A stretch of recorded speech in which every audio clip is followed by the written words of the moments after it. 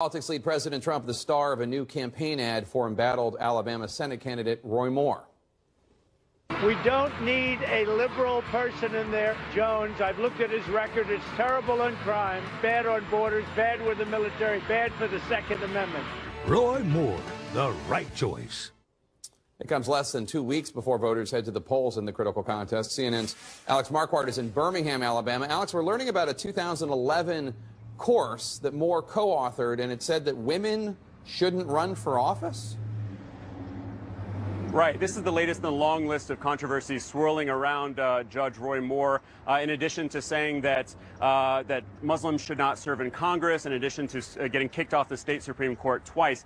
He was the co-author on a course for a group called Vision Forum, which no longer exists. It's a group out of Texas that taught exclusively to men, and they described egalitarian feminism, so this radical notion that women are equal to men, as a false ideology. Now, this course that Moore was a co-author of had video and audio components, and it essentially said that if women run for office, people have a moral obligation not to vote for them.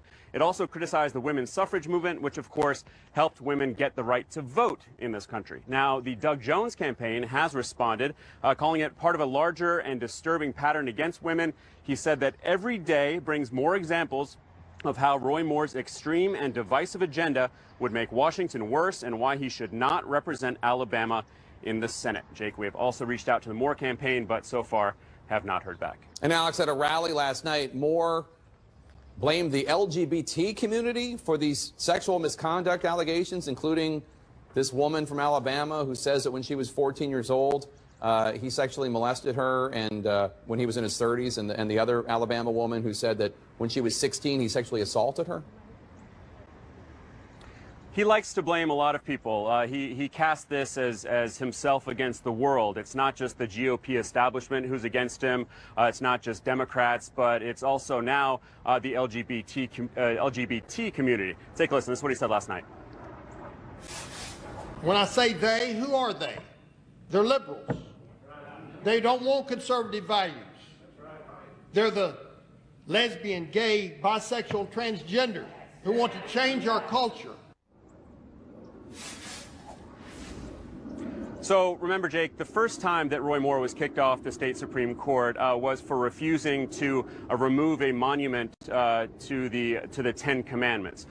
He likes to cast this as a good versus evil fight, as a culture war, as a fight for Christian values. We have heard him rail not just against the gay and lesbian community on the campaign trail, but also against transgenders, saying that there should be no such thing as transgender bathrooms. Transgenders should also, he says, not serve in the U.S. military. Jake? All right. Thank you so much, Alex Marquardt. Just today, let's talk more with our panel right now. We should point out that Roy Moore is in a Twitter feud with comedian Jimmy Kimmel. This started last night when another comedian who's part of the Kimmel Show crashed Moore's rally at a church wearing a shirt that said, "Gimme More." Today, Moore tweeted Kimmel saying, "If you want to mock our Christian values, come down here to Alabama and do it man to man." Within minutes, Jimmy Kimmel responded saying, quote, "Sounds great, Roy. Let me know when you get some Christian values, and I'll be there." Little comedy there, of course, but there is a bigger issue here about Alabama becoming something of a laughingstock if it actually votes for Roy Moore. Right. And, you know, whether they will vote for Roy Moore after all of the headlines that we have seen over the last couple of weeks, I think when a candidate has become sort of so controversial and so well known for the controversy surrounding him, obviously that becomes sort of the center of what this special election will be about. I think you're right that the voters who either choose to reject him or choose to support him, that will really come down to the last couple of weeks and the news that has come out over the last couple of weeks about these women and some of the actions that he took many years ago with these young women, I should say, teenagers.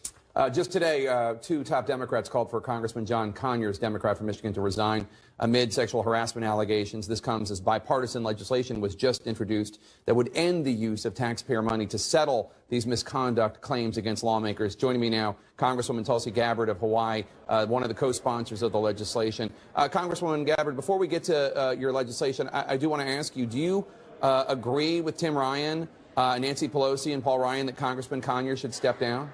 Yes, absolutely. This kind of behavior of objectifying women and disrespecting them in such an incredible way is unacceptable. We should have a zero tolerance towards this kind of behavior, and he should resign. How would your legislation stop the culture of sexual harassment and assault, and also of secrecy when it comes to the sexual harassment and assault problem on Capitol Hill?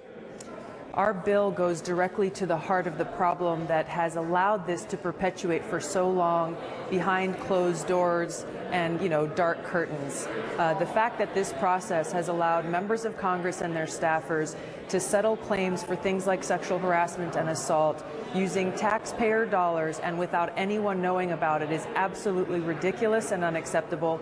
Our bill not only changes this process for the future, making it so that members of Congress or staffers who have this predatory behavior, they will be held personally and financially responsible, but it also deals with the last 20 years and 278 or so claims that have been settled already in Congress, in bringing out how much those settlements were for, what they were for, and who was involved, whether it be a member of Congress or a staffer, while freeing survivors and victims of these incidents and giving them the opportunity to talk about this issue if they would like to do so.